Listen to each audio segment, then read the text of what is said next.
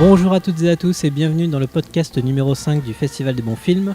Nous allons traiter dans ce numéro les sorties cinéma, vidéo, DVD du 7 décembre. Donc évidemment, on aurait bien aimé vous parler du Premier Contact de Denis Villeneuve, mais on a consacré une émission tout entière à ce film. Donc évidemment, courez le voir au cinéma, mais on vous laisse vous référer à l'émission qui sera en ligne la semaine prochaine. Donc tout d'abord en cinéma, donc avec Marc. Bonjour Marc. Bonjour. Nous allons traiter du film Baccalauréat de Christian Mungiu, donc qui est sorti dans les salles le même jour, le 7 décembre. Également en ressorti cette fois le fameux Géant de fer en édition signature de Brad Bird. Évidemment, nous donnerons un petit mot sur les 100 ans de l'ami Kirk Douglas, donc avec un petit film chacun qui reviendra vite fait, donc forcément sur sa carrière immense. En vidéo, nous parlerons donc de la sortie du Grand Chantage d'Alexander McKendrick, sorti dans un magnifique coffret chez Wildside. Ensuite, nous parlerons du Marie-Octobre de Julien Duvivier, sorti en version restaurée chez Pathé le 7 décembre. Et évidemment, nous aurons quelques mentions des dernières sorties DVD et Blu-ray, sorties la même semaine. Mais bon, il y en a tellement que sinon il nous faudrait faire un podcast de 3 heures. Et là, on est déjà un petit peu fatigué. Alors, tout d'abord, cinéma, Baccalauréat, Christian Mungiu. Moi, je l'avais découvert à Cannes. Il est sorti donc le 7 décembre de cette année. Et Marc, tu voulais en parler ? Oui, alors Baccalauréat de Christian Mungiu, de quoi ça parle ? C'est tout simplement une chronique qui suit les mésaventures d'une jeune étudiante roumaine qui s'apprête à passer le baccalauréat, qui est agressée sexuellement. Et du coup, ce qui met en péril son examen, puisqu'elle est blessée notamment à la main, et son père va en parallèle essayer de magouiller à droite, à gauche, en tirant quelques ficelles, son père qui est médecin, pour essayer de faire un petit peu flancher le système, essayer de faire en sorte qu'elle puisse avoir son examen du baccalauréat, sachant que l'enjeu, c'est une bourse qui l'emmènera à Cambridge, qu'elle n'aura que si elle a 18 au bac. Voilà, donc c'est l'histoire de sortir du marasme actuel pour aller à l'étranger. Et du coup, donc, d'emblée, c'est le film qui a eu le prix de la mise en scène à Cannes, ex aequo, avec Personnel Shopper d'Olivier Assayas, que j'ai également apprécié, mais on en reparlera quand il sortira. Ce que j'aimerais dire immédiatement, c'est que personnellement, je trouve le film, le prix, pas du tout volé en fait. J'ai trouvé l'usage spécialement du format, du scope, extrêmement beau. Le film, je trouve extrêmement bien cadré, extrêmement bien mis en scène. Je suis pas fan du reste du film pour autant. Je trouve que c'est un beau film qui raconte des choses intéressantes. Je vais faire une comparaison qui n'a rien à voir, c'est en fait avec Daniel Blake. Ces deux films sur la communauté qui sont, dans les deux cas, des communautés qui sont confrontées à un milieu difficile, des communautés pauvres. J'exagère un petit peu, la famille du docteur n'est pas pauvre, mais il y a une terrible envie de sortir de là, d'aller ailleurs, de sortir de... on a parlé de ce marasme. Parce que c'est pas la Roumanie de la très grosse bourgeoisie. Non, en plus on n'est pas en grande ville, on n'est pas dans un milieu urbain très développé. Tu regardes là où il habite, c'est quand même un peu la zone. Là, c'est les barres d'immeubles. Voilà. Et donc dans Daniel Blake, tu avais cette réflexion sur la communauté qui s'entraide, qui est résolument bienveillante, vraiment. Et ici, la communauté s'entraide, mais d'une manière différente, c'est parce que c'est que des magouilles, en fait. Et c'est ce que j'ai trouvé intéressant, c'est que Christian Mungiu réfléchit un petit peu sur le besoin de la combine pour survivre dans le monde moderne. C'est-à-dire que tu as le système qui fonctionne comme ça.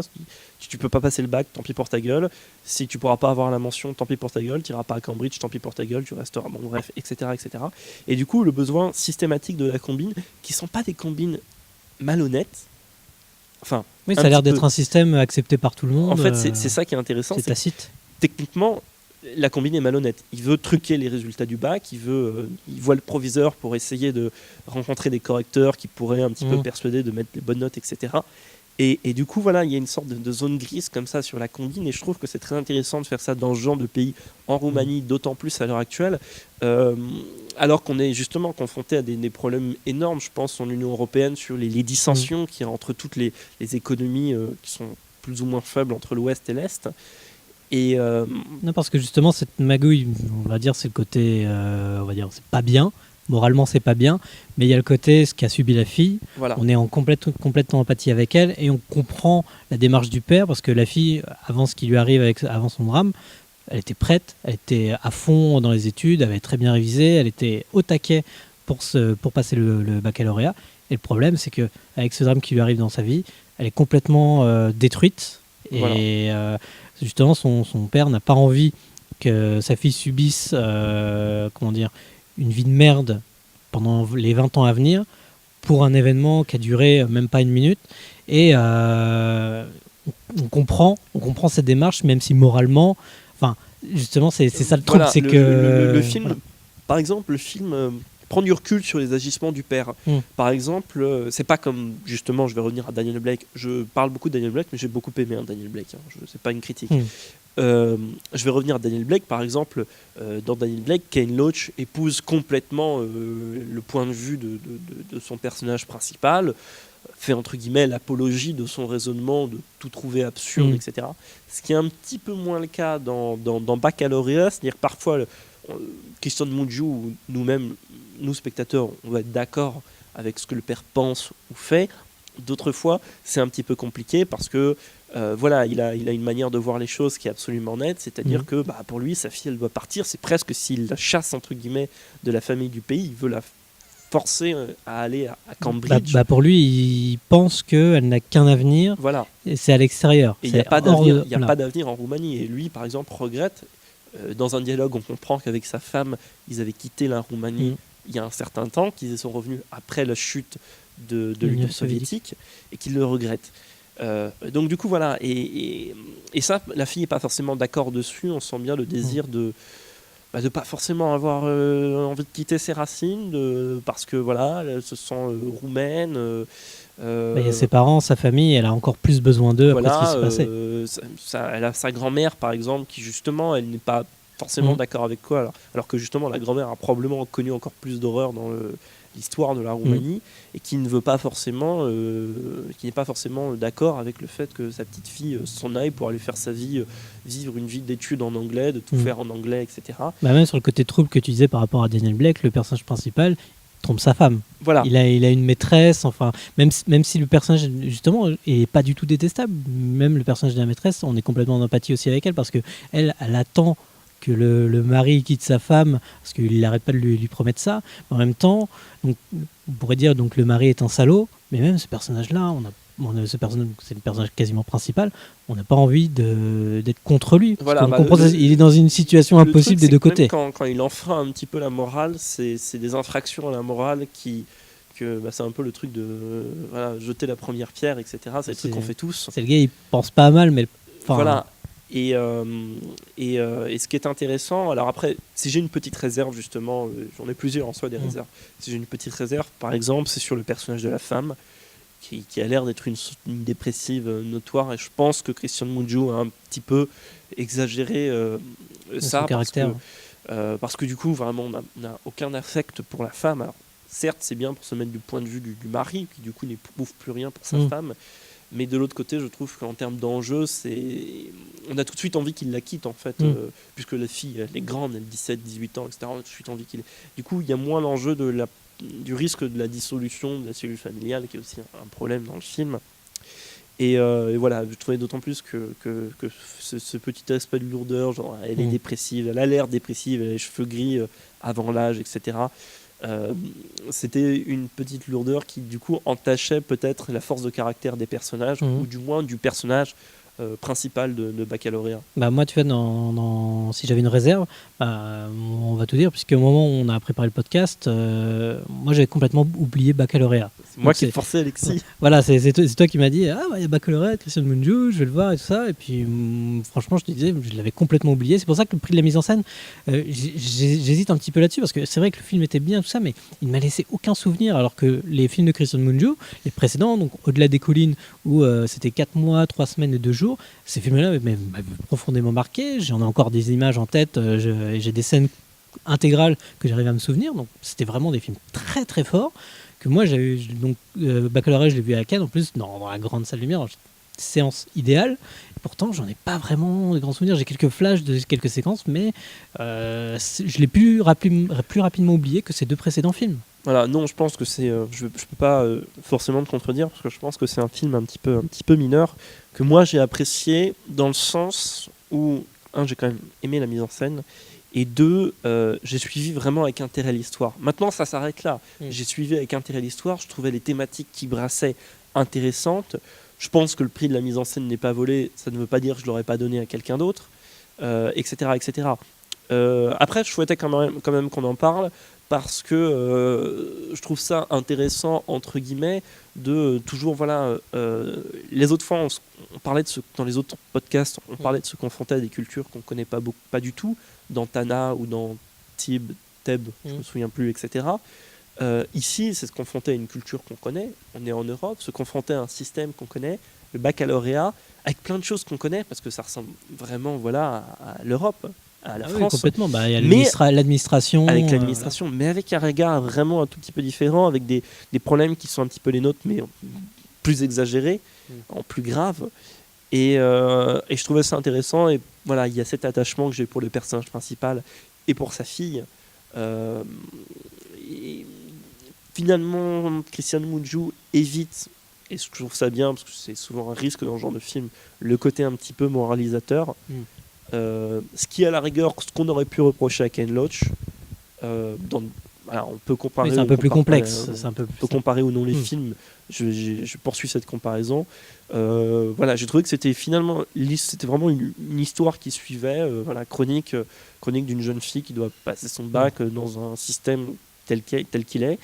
Ce qui ça a suscité mon intérêt suffisamment pour que je te persuade qu'on puisse en parler. Tu as très bien fait. Donc, Baccalauréat de Christian Mungiu, sorti donc le 7 décembre au cinéma. À la même date, nous avons dans les ressorties Le Géant de Fer de Brad Bird. Alors, évidemment, on vous envoie la critique, en tout cas en hors compétition, de la précédente émission faite par Julien du film, puisque c'était son coup de cœur. Donc, cette édition signature. Alors clairement, qu'est-ce que c'est? Donc déjà, Le Géant de Fer, pour ceux qui ne l'auraient pas vu. Donc c'est un film d'animation qui a été réalisé par Brad Bird, donc, qui a commencé sur Les Simpsons notamment, et qui réalisera ensuite des films comme Mission Impossible 4 ou Tomorrowland. Et en fait, dans ce film-là, donc c'est l'histoire de Hogarth Hughes. Donc c'est un jeune garçon qui vit dans le fin fond des montagnes de l'État de Washington. Et on est dans les années 50, on est en pleine crise de la guerre froide, la peur des missiles russes qui nous tombent dessus. Et arrive un jour un géant de fer qui va troubler complètement sa vie. Et c'est un film qui est vraiment, vraiment cool, puisque évidemment ça parle énormément de ce que Brad Bird traitera dans ses autres films. C'est un très beau film de science-fiction, et puis c'est une autre proposition par rapport à ce que Disney avait pu proposer à l'époque, ou même DreamWorks. C'est vraiment un film à part, et c'est Warner qui avait essayé de lancer leur studio de long métrage d'animation. Ça n'a pas fonctionné malheureusement, mais Le Géant de Fer, c'est une très très jolie histoire. Je sais pas ce que tu en penses, Marc, de ce film-là. Oui, j'ai pas revu Le Géant de Fer dans cette nouvelle édition. Je l'ai pas revu depuis longtemps, mais je me souviens du Géant de Fer pour 2 points. Un, c'est son rapport à l'animation, au traitement de la robotique, etc. dans l'animation, au look du robot, qui m'a beaucoup marqué, à la relation entre le robot et l'enfant, qui m'a beaucoup marqué. Et 2, c'est la moralité de l'histoire, la maturité de l'histoire. Je pense que c'est un film très mature, moi j'en ai souvenir d'un film très mature qui n'épargne pas qui n'épargne pas sa force émotionnelle à son jeune spectateur. J'ai été très ému la dernière fois que je l'ai vu, qui, je pense, raconte aussi beaucoup de choses sur l'arme, la violence, etc. Et en soi, je pense que du coup, ça rend toujours le film moderne autant qu'il l'a été quand il est sorti, c'est-à-dire il y a près de 20 ans maintenant. C'est pour son 20e anniversaire d'ailleurs. Oui, c'était le 20e anniversaire. Voilà. Et surtout, ce qui est formidable, c'est que ça a quand même consacré un petit peu la carrière d'un jeune réalisateur qui aujourd'hui est un réalisateur confirmé, qui est un réalisateur, on va dire, à multiples facettes, parce qu'il a travaillé dans l'animation. Aujourd'hui, il travaille dans le film live. Peut-être reviendra-t-il dans l'animation. D'ailleurs, je ne sais plus si ça a été confirmé qu'il reviendrait sur Les Indestructibles 2. Si, c'est Indestructibles 2, son prochain projet. Ce qui, je pense, du coup, est une sacrée qualité, et qu'il l'a déjà servi à l'époque, parce que peut-être comme c'était un film de studio un petit peu à part, c'était pas un Disney, c'était pas je me souviens plus qu'est-ce qu'il y avait comme concurrence à l'époque, on va dire c'était pas un Ghibli, même si là c'est autre chose. Je pense qu'il avait apporté un truc un petit peu nouveau, Brad Bird, quand il avait fait ça. Bah justement, en plus, il n'avait pas eu beaucoup d'argent d'ailleurs pour le faire par rapport à toutes les autres productions. Il avait eu moins d'argent et moins de temps, et l'édition signature en fait permet de rectifier le tir parce restaure que des scènes. voilà, il y a 2 scènes qui sont rajoutées. En fait, il y a une scène de discussion entre la mère de Garth et le personnage du ferrailleur, et une scène de rêve qui avait été coupée, donc une rêve du géant de fer qui explique un petit peu son passé, qui ont été réintégrés au film dans la continuité. Ça porte pas énormément grand chose au film, mais au moins ça complète la vision quand on avait Brad Bird et qui n'avait pas pu conclure à l'époque. Donc c'est vraiment une belle redécouverte. En plus, à voir en salle, c'est vraiment magnifique. Donc allez voir donc, Le Géant de Fer, donc édition signature réalisée par Brad Bird, donc ressorti dans les salles le 7 décembre. Donc en ce moment, nous célébrons le 100e anniversaire d'un monument du cinéma qui n'est autre que Kirk Douglas, qui est encore de ce monde. Donc c'est énormément de longs métrages dans sa carrière. D'ailleurs, tu as fait un article sur Filmosphère. Ouais, on mettra le lien dans la description, une courte rétrospective. Et donc nous, pour ce podcast, on voulait parler donc un film chacun. Donc toi, Marc, tu as choisi Moi, j'ai choisi un film dont j'ai parlé dans ma petite rétrospective sur Filmosphère, mais que je vais étoffer un petit peu ici parce que c'est un immense coup de cœur. C'est Seuls sont les indomptés de David Miller.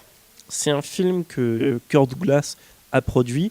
Je dis ça parce que c'est un facteur très important de la carrière de Kirk Douglas, qui a été acteur-producteur et qui a été extrêmement investi dans les productions dont il s'est occupé. Pas toutes, évidemment, mais surtout ce genre de films qui sont des films très personnels, souvent avec des budgets moyens, qui ont souvent été des échecs commerciaux, et dans lesquels il a vraiment développé sa vision politique de lui, acteur-producteur, sur comment les États-Unis ont évolué, d'autant plus que voilà, si tu remets ça en parallèle avec la carrière, entre guillemets, les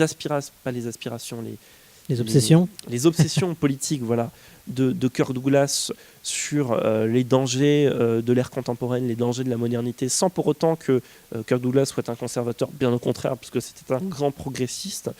Il se pose beaucoup de questions. Et donc, de quoi ça parle Seuls sont les indomptés? On suit l'histoire d'un cow-boy, un simple cow-boy qui, dans les années 60, le film est contemporain, c'est un néo-western, et qui cherche à aider un de ses amis qui a été emprisonné par le shérif local dans la petite ville, qui le fait évader. Et alors que cet ami ne veut pas vraiment s'évader, ne veut pas revenir vivre la vie de cow-boy loin de la ville, etc. Kirk Douglas finalement se évade tout seul et est traqué comme une bête par la police locale, avec les hélicoptères, les voitures, la police surarmée, etc. Dans une sorte de confrontation qui est totalement anachronique entre le dernier des cow-boys. Je dis ça parce que le titre du scénario qui est de Dalton Trumbo, s'appelait originellement The Last Cowboy, le dernier cow-boy. Il y a une sorte de lutte complètement anachronique entre un type qui vit la fin du western, qui est l'incarnation de la fin du western, et le film est sorti la même année que L'homme qui tue Liberty Valance. C'est pas forcément un hasard. Tu as Kirk Douglas qui incarne la fin du western. C'est un film qui est extrêmement tragique, sans mélo, rien. C'est-à-dire qu'il y a une sorte d'adieu au western, mais qui est une sobriété terrifiante. Le film, je pense, c'est extrêmement dur. Extrêmement beau aussi, notamment parce que c'est une des premières musiques d'un film majeur, en tout cas pour Jerry Goldsmith. Il avait commencé un certain nombre d'années auparavant, mais c'est un film extrêmement important dans sa carrière. Et puis surtout, voilà, ne nous mentons pas, Kirk Douglas qui possède le film, qui a toujours voué un culte à ses personnages assez complexes. Je pense que Kirk Douglas, à part quelques exceptions, n'a jamais interprété de personnage unilatéral. Contrairement, j'adore par exemple un acteur comme Charlton Heston. C'est arrivé que Charlton Heston incarne des personnages unilatéraux. Je pense que Kirk Douglas ne l'a jamais fait, même si tu prends 20 milieux sous les mers ou Spartacus ou Les Sorties de la Gloire, t'en parlera, mais il a toujours attaché une valeur à ça, et ici c'est primordial dans Seuls sont les indomptés. Donc c'est un super film, super néo-western. Si vous aimez justement ce genre du néo-western qui est un peu qu'est-ce que le western aujourd'hui, ce qu'a exploré Tommy Lee Jones quand il a fait 3 enterrements, si vous avez aimé le 3 enterrements de Tommy Lee Jones, précipitez-vous sur Seuls sont les indomptés, Lonely are the Braves de David Miller. Donc voilà, c'est sorti en 62 et je considère que c'est un des plus beaux films avec Kirk Douglas. Voilà, donc moi ce sera plutôt, évidemment, j'aurais bien voulu parler de Spartacus qui est apparemment son film préféré à lui. Donc moi je vais parler d'un film, on remonte quelques années plus tôt, c'est Les Sentiers de la Gloire, donc Path of Glory de Stanley Kubrick, qui est sorti donc en 57, et où Kirk Douglas joue donc le colonel Dax, qui on est en pleine guerre des tranchées, on est en 1916, donc après la Première Guerre mondiale, où il refuse de condamner ces hommes qui, une fois partis à l'assaut, donc on est censé partir à l'assaut des tranchées ennemies sous la mitraille allemande, on est côté français d'ailleurs, et en fait refuse de condamner ces hommes parce qu'ils ont battu en retraite en plein assaut. Et ceux qui sont considérés comme lâches sont considérés comme ennemis de la nation et donc doivent être passés en cour martiale. Et donc lui deviendra l'avocat de ces hommes. Et donc Les Sentiers de la Gloire, plus qu'un film de guerre, c'est surtout un film de procès. Mais le fait que je parle surtout de ce film-là, c'est que bon, évidemment, c'est un Anglais qui parle des Français, mais surtout, c'est l'époque où il est sorti. C'est un film éminemment politique parce qu'il sort en plein milieu de la guerre d'Algérie. Et qu'à sa sortie en France, tout simplement, il n'est pas sorti. Il n'a pas obtenu de visa de censure. Il a été littéralement censuré par le gouvernement français, puisque on voyait à travers ce film, à travers le message des Sentiers de la Gloire, un défaitisme, une remise en cause de l'ordre hiérarchique militaire. Et comme quoi la lâcheté, ce n'était pas considéré comme de la bienveillance ou de la conscience, mais c'était plutôt considéré comme justement les fameux objecteurs de conscience qui s'opposent à l'ordre établi. Et donc ce film a longtemps été banni de France, puisqu'il remettait en cause l'autorité militaire française en plein milieu de la guerre d'Algérie.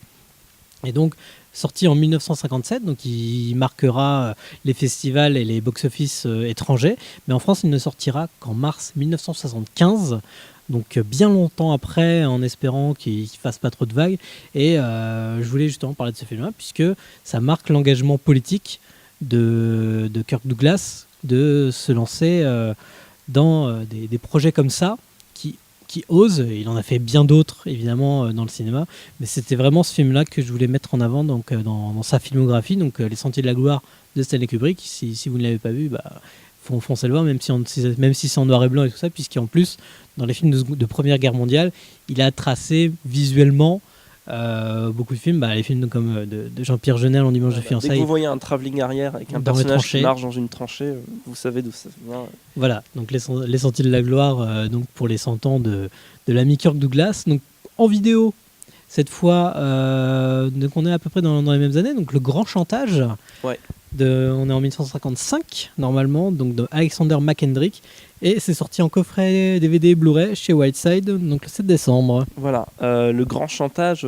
Alors Alexander McKendrick qui se distingue avant tout pour les comédies qu'il a faites avec Alec Guinness par exemple, Lady Killers, qui a eu son remake avec les frères Coen, des frères Coen. Ce qui n'est pas du tout le cas du coup du Grand Chantage. Sweet Smell of Success, qui est je sais pas trop comment on pourrait le définir, un film noir, mais pas vraiment. Il n'y a pas d'intrigue policière, il n'y a pas un drame noir, peut-être encore que le drame c'est un petit peu un film inclassable. Et de quoi c'est l'histoire de Tony Curtis, qui est agent de presse un petit peu minable. Tony Curtis qui essaye de vendre des tuyaux plus ou moins nuls, plus ou moins infamants, plus ou moins calomniants à un tenancier de chroniques. Alors c'était l'époque, on est dans les années 50, c'était l'époque où les chroniqueurs de la presse américaine, c'était un peu les rois du pétrole. Et donc le chroniqueur en question que Tony Curtis convoitise, c'est Burt Lancaster. Et voilà, Burt Lancaster qui est absolument inhumain dans le film. Je reparlerai un petit peu de lui après. Une vraie machine.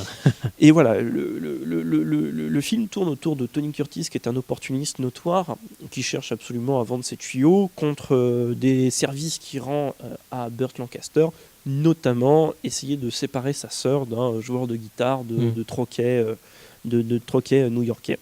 Voilà, qui est plus ou moins supposé être communiste, et sachant qu'à l'époque, ça joue là-dessus. Voilà, et notamment, voilà, il l'infame comme quoi il serait communiste, il est drogué, etc. Donc tout ça, qui sont publiés dans des colonnes infamantes.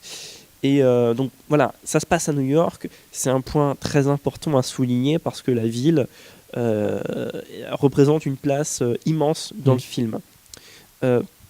Déjà parce que toutes les scènes d'extérieur sont vraiment tournées en extérieur. C'est peut-être bête de le dire, mais c'est une époque aussi où on tournait beaucoup en studio. On n'hésitait pas à recréer des rues en studio. Là, on tourne vraiment en extérieur avec une photo, donc quasiment tout le temps de nuit. C'est un film qui a quelques scènes qui se passent de jour, mais même les scènes qui se passent de jour, on a l'impression qu'elles se passent de nuit, tant le film est sombre dans son ton et ses tons photographiques qui sont absolument fabuleux.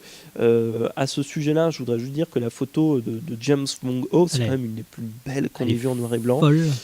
Tu as des détours noirs sur les visages des personnages qui sont sidérants, notamment sur Burt Lancaster, qui est évidemment un personnage pas très clean. Une des meilleures scènes, moi, qui est éclairée, pour moi, je ne spoil pas, mais une scène à la fin dans un appartement qui est censé pas être éclairé. Enfin, c'est juste absolument sublime, quoi. Voilà, et donc tu as ça, par exemple, à la photographie. À la musique, tu as Elmer Bernstein qui fait un travail fantastique qui, dans sa manière de passer de la musique, entre guillemets, de film classique, parce que beaucoup de morceaux, c'est ça qui est absolument bien fait dans le film, commencent comme des morceaux de mélo, un peu pompeux, un peu surlignant l'action, presque volontairement exagérés, et glissent complètement vers une sorte de jazz, mais un peu noir. Et je trouve que, par exemple, ça préfigure ce que fera un petit peu Bernard Herrmann plus tard sur Taxi Driver, autant même que le visuel du film, avec cette ville, cette ville crade. D'ailleurs, à un moment, Burt Lancaster dit qu'il adore cette ville parce qu'elle est sale, quoi. Parce qu'elle est sale, et les gens sont sales, et c'est là-dessus qu'il fait son bise. Il est chroniqueur, et c'est un film très sombre, et surtout, voilà, il y a Burt Lancaster. Voilà. Burt Lancaster, je pense que c'est un des acteurs les plus remarquables du cinéma américain. Ici, il est d'une densité. Et justement, c'est pas le Burt Lancaster grandiloquent qui bouge les bras dans des films d'aventure. C'est Burt Lancaster qui est tout en puissance interne, un peu comme Robert Mitchum, etc. Parce qu'il bouge très peu à l'écran. Enfin, voilà, il bouge très peu. Machine. Il est extrêmement inquiétant à tel point que, ça peut être un défaut, il éclipse totalement Tony Curtis dès qu'il est à l'écran. Ce qui, je pense, a aussi été une caractéristique récurrente dans la carrière de Tony Curtis, comme dans les... Tu vois, plutôt on parlait de Kirk Douglas dans les Vikings, par exemple. Dès qu'il y a une scène entre Tony Curtis et Kirk Douglas, Tony Curtis, malheureusement, il n'existe plus. Et pourtant, c'est un excellent acteur, Tony Curtis. Il le prouvera plus tard dans L'étrangleur de Boston. Là, dans Le Grand Chantage, il est incroyable. Mais en même temps, son personnage est pathétique. C'est aussi ça qu'il faut le dire.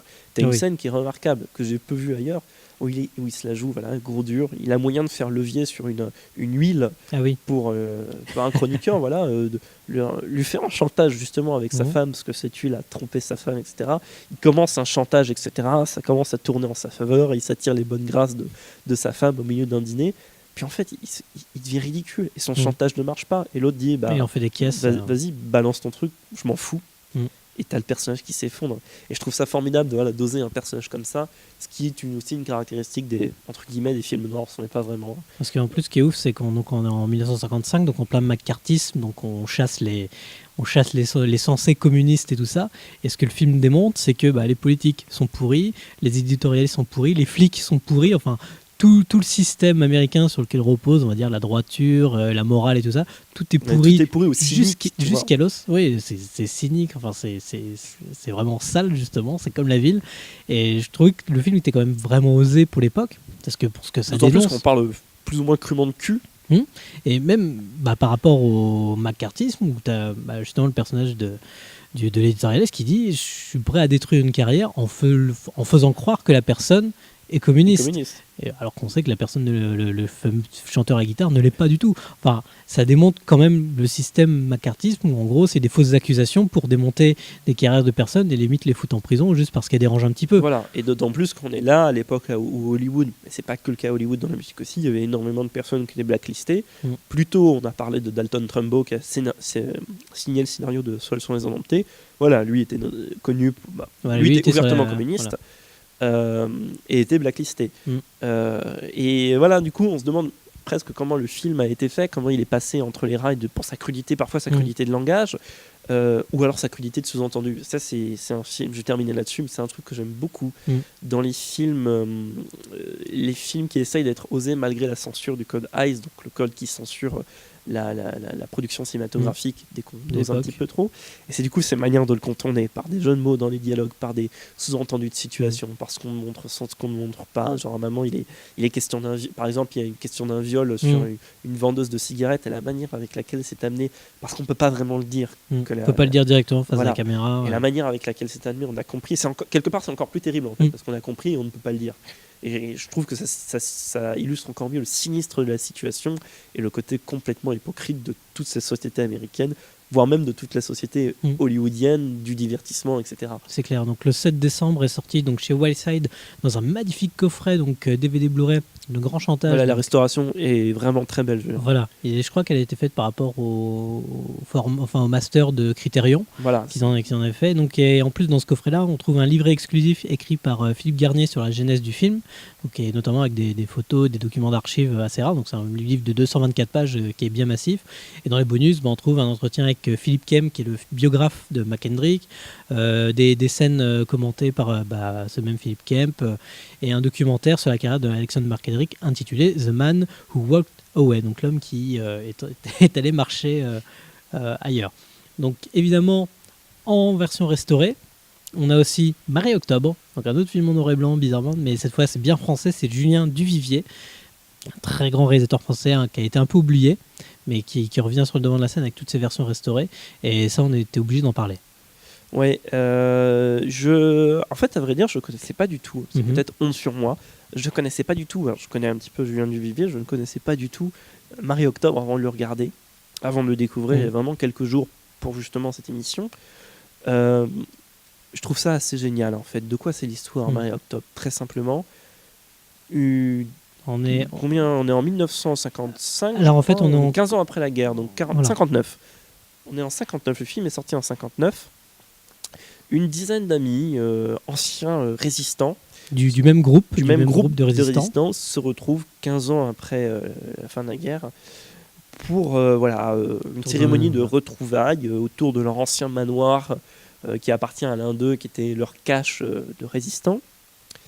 Ce qui apparaît être dans un premier temps une réunion de courtoisie se transforme finalement en enquête pour savoir qui, 15 ans plus tôt, les a balancés et a causé la mort de leur chef au cours d'un raid qui a ensuite détruit leur groupe. Parce qu'il faut dire que ce raid, donc le raid de la Gestapo, a été fait dans ce manoir-là, en fait.